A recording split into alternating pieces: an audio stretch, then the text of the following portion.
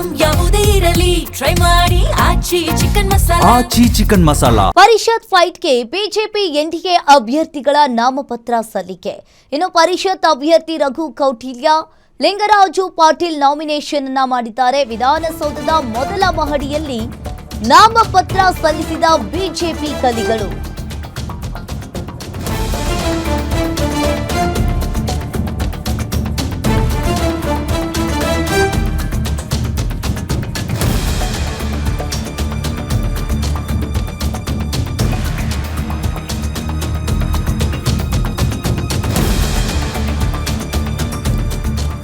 ಪರಿಷತ್ ಫೈಟ್ಗೆ BJP NDA ಅಭ್ಯರ್ಥಿಗಳು ಈಗಾಗಲೇ ನಾಮಪತ್ರ ಸಲ್ಲಿಕೆಯನ್ನ ಮಾಡಿದ್ದಾರೆ. ಇವತ್ತೇ ನಾಮಪತ್ರ ಸಲ್ಲಿಕೆಯ ಕೊನೆ ದಿನಾಂಕವಾಗಿರುವಂತದ್ದು. ಇನ್ನು ಪರಿಷತ್ ಅಭ್ಯರ್ಥಿ ರಘು ಕೌಟಿಲ್ಯ ಹಾಗೂ ಲಿಂಗರಾಜು ಪಾಟೀಲ್ ನಾಮಿನೇಷನ್ ಅನ್ನ ಮಾಡಿರುವಂತದ್ದು. ಇನ್ನು ವಿಧಾನಸೌಧದ ಮೊದಲ ಮಹಡಿಯಲ್ಲಿ ನಾಮಪತ್ರ ಸಲ್ಲಿಕೆಯನ್ನ ಮಾಡಿದ್ದಾರೆ. ಈಗಾಗಲೇ ಬಿಜೆಪಿ ಕಲಿಗಳು ಮಾಜಿ ಸಿಎಂ ಯಡಿಯೂರಪ್ಪ, ಬಿಜೆಪಿ ರಾಜ್ಯಾಧ್ಯಕ್ಷ ಬಿವೈ ವಿಜೇಂದ್ರ ಹಾಗೆ ಅಶ್ವಥ್ ನಾರಾಯಣ್, ಛಲವಾದಿ ನಾರಾಯಣ್ ಸ್ವಾಮಿ ಸಾಥ್ ನೀಡಿದ್ದಾರೆ. ಎನ್ಡಿಎ ರಾಜ್ಯಸಭೆ ಅಭ್ಯರ್ಥಿಯಾಗಿ ಪ್ರೊಫೆಸರ್ ಎಂ ನಾಗರಾಜ್ ಅವರಿಗೆ ಈ ಬಾರಿ ಸಿಕ್ಕಿರುವಂತದ್ದು. ಇನ್ನು ಒಂದ್ ಕಡೆ ಈಗಾಗಲೇ ಇವತ್ತೇ ಕೊನೆ ದಿನಾಂಕವಾಗಿದ್ದು ವಿಧಾನಸೌಧದ ಮೊದಲ ಮಹಡಿಯಲ್ಲಿ ನಾಮಪತ್ರವನ್ನ ಸಲ್ಲಿಕೆ ಮಾಡಿದ್ದಾರೆ ಬಿಜೆಪಿ ಕಲಿಗಳು. ಇನ್ನು ಮಾಜಿ ಸಿಎಂ ಯಡಿಯೂರಪ್ಪ, ಬಿಜೆಪಿ ಹಾಗೆ ಅಶ್ವಥ್ ನಾರಾಯಣ್, ಛಲವಾದಿ ನಾರಾಯಣ್ ಸ್ವಾಮಿ ಅವರು ಎನ್ಡಿಎ ರಾಜ್ಯಸಭೆ ಪ್ರೊಫೆಸರ್ ಎನ್ ನಾಗರಾಜ್ ಅವರಿಗೆ ಈಗಾಗಲೇ ಸಾಥ್ ಅನ್ನ ನೀಡಿರುವಂತದ್ದು. ಒಂದ್ ಕಡೆ ಇವತ್ತು ವಿಧಾನ ಪರಿಷತ್ ಚುನಾವಣೆಗೆ ಲಿಂಗರಾಜು ಪಾಟೀಲ್ ಹಾಗೂ ಮೈಸೂರಿನ ರಘು ಕೌಟಿಲ್ಯ ಬಿಜೆಪಿ ಒಬಿಸಿ ಮೋರ್ಚಾ ಅಧ್ಯಕ್ಷರು ಅವರಿಗೆ ಟಿಕೆಟ್ ಅನ್ನ ನೀಡಲಾಗಿದೆ.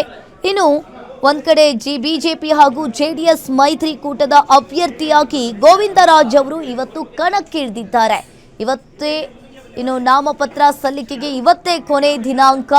3 ಜನರು ಕೂಡ ನಾಮಪತ್ರ ಸಲ್ಲಿಕೆಯನ್ನ ಮಾಡಿದ್ದಾರೆ. ವಿಧಾನಸೌಧದ 3ನೇ ಮಹಡಿಯ ಕೊಠಡಿಯಲ್ಲಿ ಇವತ್ತು ಈ 3 ಜನ ನಾಮಪತ್ರ ಸಲ್ಲಿಕೆ ಮಾಡಿದ್ದಾರೆ. ಇನ್ನೊಂದು ಕಡೆ ಈ ಬಾರಿ 2024ರಲ್ಲಿ ಸುಮಲತಾ ಅವರು ಕೂಡ ಟಿಕೆಟ್ ಅನ್ನ ತ್ಯಾಗ ಮಾಡಿದ್ರು. ಈ ಬಾರಿ ನನಗೆ ಸಿಕ್ಕೇ ಸಿಗುತ್ತೆ ಅಂತ ಹೇಳಿ ಅವರು ಅನ್ಕೊಂಡಿದ್ರು. ಆದ್ರೆ ಕೊನೆಯವರೆಗೂ ಕೂಡ ಸುಮಲತಾ ಅವರ ಹೆಸರೇ ಚರ್ಚೆಯಲ್ಲಿತ್ತು. ಆದ್ರೆ ಕೊನೆ ಗಳಿಗೆಯಲ್ಲಿ ಪ್ರೊಫೆಸರ್ ಎನ್ ನಾಗರಾಜ್ ಅವರಿಗೆ ಟಿಕೆಟ್ ಸಿಕ್ಕಿರುವಂತದ್ದು. ಈ 3 ಜನರು ಕೂಡ ಇಲ್ಲಿ ನಾಮಪತ್ರ ಸಲ್ಲಿಕೆಯನ್ನ ಮಾಡೋದಕ್ಕೆ ವಿಧಾನಸೌಧಕ್ಕೆ ಬಂದಿದ್ದಾರೆ. ಪರಿಷತ್ ಫೈಟ್ ನಲ್ಲಿ ನಂಬರ್ ಗೇಮ್ ಪಾಲಿಟಿಕ್ಸ್. ಇನ್ನು ಈಗಾಗಲೇ ಪರಿಷತ್ ಫೈಟ್ ನಲ್ಲಿ ನಂಬರ್ ಗೇಮ್ ಪಾಲಿಟಿಕ್ಸ್. ಕಾಂಗ್ರೆಸ್ ನಲ್ಲಿ ಇರೋದು ಒಟ್ಟು 140 ಮತ. ಒಬ್ಬ ಅಭ್ಯರ್ಥಿ ಗೆಲ್ಲಲು 28 ಶಾಸಕರ ಮತ ಬೇಕು. ಇನ್ನು ಕಾಂಗ್ರೆಸ್ನ 5 ಅಭ್ಯರ್ಥಿಗಳ ಗೆಲುವು ನಿಶ್ಚಿತವಾಗಿದೆ. ಇನ್ನೊಂದು ಕಡೆ ಬಿಜೆಪಿಯಲ್ಲಿ ಈಗಾಗಲೇ ಒಟ್ಟು 63 ಸಂಖ್ಯಾಬಲ ಇದೆ. ಇನ್ನು ಬಿಜೆಪಿಯಲ್ಲಿ ಒಟ್ಟು 63 ಸಂಖ್ಯಾಬಲ ಇರುವಂತದ್ದು.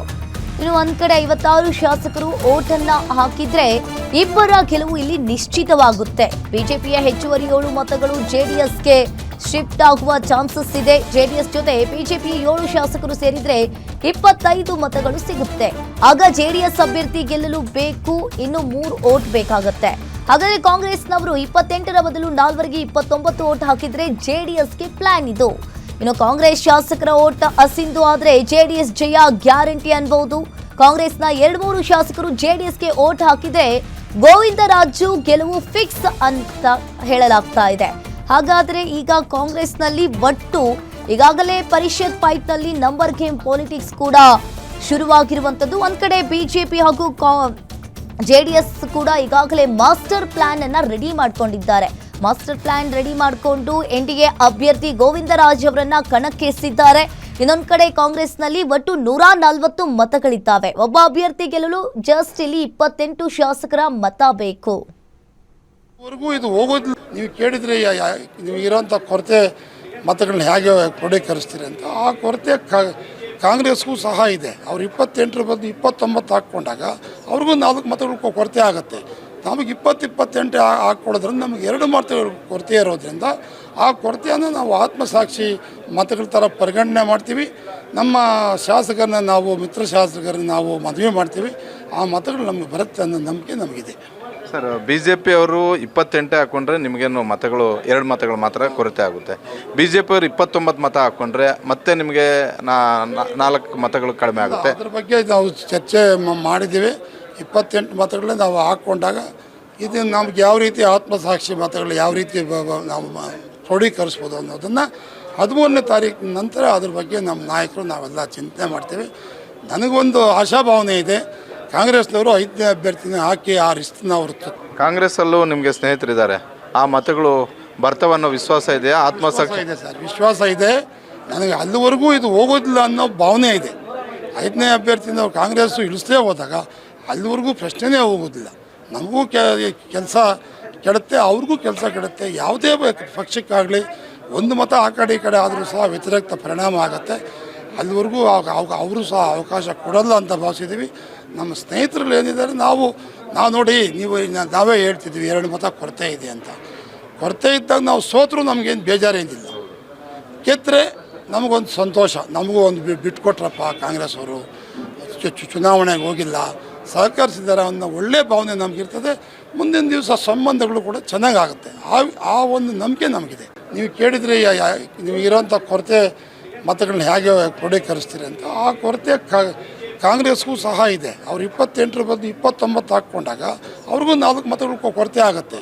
ನಮಗೆ 28 ಹಾಕ್ಕೊಳ್ಳೋದ್ರಿಂದ ನಮಗೆ 2 ಮತಗಳು ಕೊರತೆ ಇರೋದ್ರಿಂದ ಆ ಕೊರತೆಯನ್ನು ನಾವು ಆತ್ಮಸಾಕ್ಷಿ ಮತಗಳ ಥರ ಪರಿಗಣನೆ ಮಾಡ್ತೀವಿ. ನಮ್ಮ ಶಾಸಕರನ್ನ ನಾವು ಮಿತ್ರ ಶಾಸಕ. ಇನ್ನು ಒಂದ್ ಕಡೆ ಈಗಾಗಲೇ ಪರಿಷತ್ ರಾಜ್ಯಸಭೆಗೆ ನಾಮಪತ್ರ ಸಲ್ಲಿಕೆಗೆ ಇವತ್ತೇ ಕೊನೆ ದಿನಾಂಕವಾಗಿರುವಂತದ್ದು. ಈಗಾಗಲೇ ತಡರಾತ್ರಿ ರಾಜ್ಯಸಭೆ ಪರಿಷತ್ಗೆ ಅಭ್ಯರ್ಥಿಗಳನ್ನ ಬಿಜೆಪಿ ಘೋಷಿಸಿರುವಂತದ್ದು. ಇನ್ನು ಎಂ ನಾಗರಾಜ್ಗೆ ರಾಜ್ಯಸಭೆ ಟಿಕೆಟ್ ಕೊಟ್ಟ ಬಿಜೆಪಿ ಮಾಜಿ ಪ್ರಧಾನಿ ದೇವೇಗೌಡರು ಹಾಗೂ ಸುಮಲತಾಗೆ ಇಲ್ಲಿ ಅವಕಾಶ ತಪ್ಪಿದೆ. ಇನ್ನು ಒಂದ್ ಕಡೆ ಬಿಜೆಪಿ ಇಲ್ಲಿ ಸಿಕ್ಕಾಪಟ್ಟೆ ತೀರ್ಮಾನವನ್ನ ತೆಗೆದುಕೊಂಡಿರುವಂತದ್ದು. ಎಂ ನಾಗರಾಜ್ ಅವರಿಗೆ ರಾಜ್ಯಸಭೆ ಟಿಕೆಟ್ ಅನ್ನ ಕೊಟ್ಟಿದ್ದಾರೆ. ಸುಮಲತಾಗೆ ರಾಜ್ಯಸಭೆ ಅಥವಾ ಪರಿಷತ್ ಟಿಕೆಟ್ ಭರವಸೆ ಕೂಡ ಸಿಕ್ಕಿತ್ತು. ಈ ಬಗ್ಗೆ ಹೆಚ್ಚಿನ ಡೀಟೇಲ್ಸ್ ಅನ್ನ ನೀಡ್ತಾರೆ political bureau head Maruti Pavagada live ಸಂಪರ್ಕದಲ್ಲಿ ಜಾಯಿನ್ ಆಗಿದ್ದಾರೆ. ಈಗಾಗಲೇ ನೋಡ್ತಾ ಇರಬಹುದು, ಒಂದ್ ಕಡೆ ಮಾರುತಿ ಅವರೇ, ಒಬ್ಬ ಅಭ್ಯರ್ಥಿ ಗೆಲ್ಲಲು 28 ಶಾಸಕರ ಬೆಂಬಲ ಬೇಕಾಗ್ತಾ ಇದೆ. ಸಿಕ್ಕಾಪಟ್ಟೆ ಪ್ಲಾನ್ ಅನ್ನ ಕೂಡ ಮಾಡ್ತಾ ಇದ್ದಾರೆ. ಏನಿದೆ ಇದ್ರ ಬಗ್ಗೆ ಹೆಚ್ಚಿನ ಡೀಟೇಲ್ಸ್ ಮಾರುತಿ? ಅಂಕಿತಾ, ಇನ್ನು ಮುಂದೆ ಇವತ್ತು 2 ಗಂಟೆಗೆ ಸರಿಯಾಗಿ ವಿಧಾನ ಪರಿಷತ್ ಹಾಗೂ ರಾಜ್ಯಸಭಾ ನಾಮಪತ್ರ ಸಲ್ಲಿಕೆಗೆ ಅವಧಿ ಮುಕ್ತಾಯ ಆಗ್ತಿದೆ. ಇನ್ನ ಬಹುತೇಕ ಯಾರೆಲ್ಲ ಕಣದಲ್ಲಿ ಇರ್ತಾರೆ ಅನ್ನೋದ್ರ ಮೇಲೆ ಚುನಾವಣೆ ಆಗುತ್ತಾ ಇಲ್ವಾ ಅನ್ನೋದು ಗೊತ್ತಾಗುತ್ತೆ. ಆದ್ರೆ ರಾಜ್ಯಸಭಾ ಚುನಾವಣೆಗೆ ಸಂಬಂಧಪಟ್ಟಂತೆ ಬಹುತೇಕ ಚುನಾವಣೆ ಇರೋದಿಲ್ಲ. ಇನಾನಿಮಸ್ ಆಗಿ 4 ಅಭ್ಯರ್ಥಿಗಳು ಕೂಡ ಆಯ್ಕೆ ಆಗೋದು ಪಕ್ಕ. 3 ಜನ ಕಾಂಗ್ರೆಸ್ ಇಂದ, ಒಬ್ಬರು ಬಿಜೆಪಿ ಅಭ್ಯರ್ಥಿಯಾಗಿ ಆಯ್ಕೆ ಆಗ್ತಾರೆ. ಯಾಕಂತ ಹೇಳಿದ್ರೆ ನಾಮಪತ್ರ ಸಲ್ಲಿಕೆ ಮಾಡುವಂತದ್ದೇ 4 ಜನರಾಗಿರುತ್ತೆ. 13ನೇ ತಾರೀಕು ನಾಮಪತ್ರ ವಾಪಸ್ ತೆಗೆದುಕೊಳ್ಳೋದವರೆಗೂ ಕೂಡ ಅವಕಾಶ ಇದೆ. ಅದ್ರ ಜೊತೆಗೆ ಪರಿಷತ್ 7 ಸ್ಥಾನಗಳು ಖಾಲಿ ಆಗಿರುವಂತದ್ದು. 7 ಸ್ಥಾನಗಳಿಗೆ ನಡೀತಾ ಇರುವಂತಹ ಒಂದು ಚುನಾವಣೆ. ಆದ್ರೆ ಕಣದಲ್ಲಿ 8 ಅಭ್ಯರ್ಥಿಗಳಿದ್ದಾರೆ. ಜೆಡಿಎಸ್ ಕೊನೆ ಕ್ಷಣದಲ್ಲಿ ಜೆಡಿಎಸ್ ಹಾಗೂ ಬಿಜೆಪಿ ಮೈತ್ರಿ ಅಭ್ಯರ್ಥಿಯನ್ನ ಕಣಕ್ಕಿಳಿಸಿರೋದ್ರಿಂದ ಈಗ ಬಿಜೆಪಿ ಮತ್ತೆ ಜೆಡಿಎಸ್ ಇಂದ 3 ಅಭ್ಯರ್ಥಿಗಳು, ಕಾಂಗ್ರೆಸ್ ಇಂದ 5 ಅಭ್ಯರ್ಥಿಗಳು ಕಣದಲ್ಲಿದ್ದಾರೆ. ಒಟ್ಟು 8 ಅಭ್ಯರ್ಥಿಗಳು ಕಣದಲ್ಲಿದ್ದಾರೆ. ಆದ್ರೆ ಗೆಲ್ಲಬೇಕಾಗಿರುವಂತದ್ದು ಸಂಖ್ಯಾಬಲ ಇರೋದು ಕೇವಲ 222 ಶಾಸಕರ ಸಂಖ್ಯಾಬಲ. ಒಬ್ಬ ಅಭ್ಯರ್ಥಿ ಗೆಲ್ಲಬೇಕು ಅಂದ್ರೆ ಕನಿಷ್ಠ 28 ಮತಗಳು ಬೇಕು. ಹೀಗಾಗಿ 8 ಜನರಲ್ಲಿ 7 ಜನ ಮಾತ್ರ ಗೆಲ್ಲೋದಕ್ಕೆ ಅವಕಾಶ ಇದೆ. ಸಹಜವಾಗಿ 140 ಶಾಸಕರ ಸಂಖ್ಯಾಬಲ ಇರುವಂತಹ ಕಾಂಗ್ರೆಸ್ ಪಕ್ಷ 137 ಕಾಂಗ್ರೆಸ್ ಶಾಸಕರ ಸಂಖ್ಯಾಬಲ, ಪಕ್ಷೇತರರು 3 ಸೇರಿ 140 ಶಾಸಕರ ಸಂಖ್ಯಾಬಲವನ್ನ ಕಾಂಗ್ರೆಸ್ ಬಲ ಇದೆ. 28 ಶಾಸಕರು ಮತದಾನ ಮಾಡಿದ್ದೆ. ಆದ್ರೆ ಕಾಂಗ್ರೆಸ್ನ 5 ಅಭ್ಯರ್ಥಿಗಳು ಗೆಲ್ಲೋದಕ್ಕೆ ಯಾವುದೇ ಸಮಸ್ಯೆ ಇಲ್ಲ. ಅದೇ ರೀತಿ ಬಿಜೆಪಿಯಲ್ಲಿ 63 ಮತಗಳಿದಾವೆ. ಬಿಜೆಪಿ ಬಳಿ 63 ಮತಗಳಿದಾವೆ. 56 ಮತಗಳು 2 ಅಭ್ಯರ್ಥಿಗಳಿಗೆ ಹಾಕೊಂಡ್ರೆ ಇನ್ನ ಹೆಚ್ಚುವರಿ 7 ಮತಗಳನ್ನ ಜೆಡಿಎಸ್ ಅಭ್ಯರ್ಥಿಗೆ ಶಿಫ್ಟ್ ಮಾಡಬಹುದು. ಗೋವಿಂದ ರಾಜ್ ಅವರಿಗೆ ಶಿಫ್ಟ್ ಆಗುತ್ತೆ. ಇದರಲ್ಲಿ ಯಾವುದೇ ಅನುಮಾನವಿಲ್ಲ. ಈ ಕಡೆ ಬಿಜೆಪಿಯಿಂದ ಬಂದಂತಹ 7 ಮತಗಳು, ಜೆಡಿಎಸ್ ನ 18 ಶಾಸಕರು. ಈಗ ಜೆಡಿಎಸ್ ನ ನಡೆ ಏನು ಅನ್ನೋದೇ, ಈಗ ಜೆಡಿಎಸ್ ಶಾಸಕರ ನಡೆ ಏನು ಅನ್ನೋದೇ ಬಹಳಷ್ಟು ಚರ್ಚೆ ಆಗ್ತಾ ಇರುವಂತ ಒಂದು ವಿಚಾರ. ಟಿ ದೇವೇಗೌಡರು ಜೆಡಿಎಸ್ ಜೊತೆ ಇತ್ತೀಚೆಗೆ ಗುರುತಿಸ್ಕೊಳ್ತಾ ಇಲ್ಲ. ಒಳಗೊಳಗೆ ಒಂದಷ್ಟು ಶಾಸಕರ ಅಸಮಾಧಾನ ಇದೆ ಅನ್ನುವಂಥದ್ದು ಕೂಡ ಚರ್ಚೆ ಆಗ್ತಾ ಇದೆ.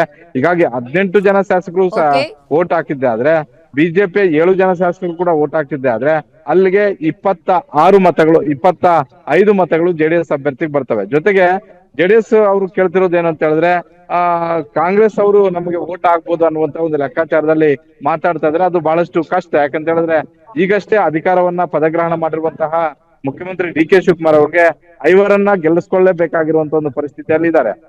ಜೊತೆಗೆ ಬಿ.ಕೆ. ಹರಿಪ್ರಸಾದ್ ಅವ್ರಿಗೂ ಕೂಡ ಅದೇ ಟಾಸ್ಕ್ ಇದೆ. ಹೀಗಾಗಿ ತಮ್ಮ ಬಳಿ ಇರುವಂತಹ 140 ಶಾಸಕರಿಗೂ ಕೂಡ ಬೇರೆ ಕಡೆ ಚದರಬಾರ್ದು, ಅವರನ್ನ ಒಗ್ಗಟ್ಟಾಗಿ ಇಟ್ಕೊಂಡಕ್ಕೆ ಓಟನ್ನ ಹಾಕ್ಸ್ಕೊಳ್ಬೇಕು ಅನ್ನುವಂತ ಒಂದು ಲೆಕ್ಕಾಚಾರ.